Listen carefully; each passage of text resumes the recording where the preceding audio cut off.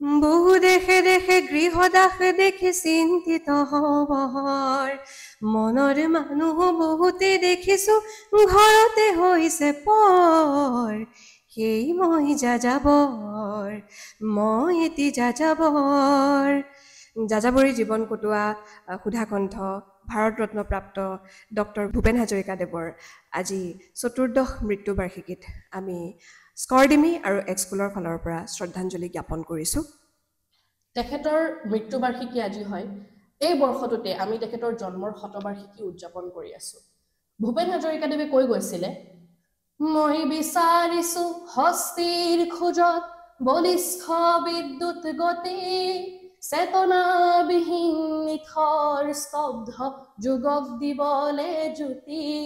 মোক ব্যক্তি লাগে যাৰ হৃদয়তে জীৱন তৃষ্ণায়কা মই বিচাৰিছো হেজাৰ চকু দীপ্ত সূৰ্য শিখা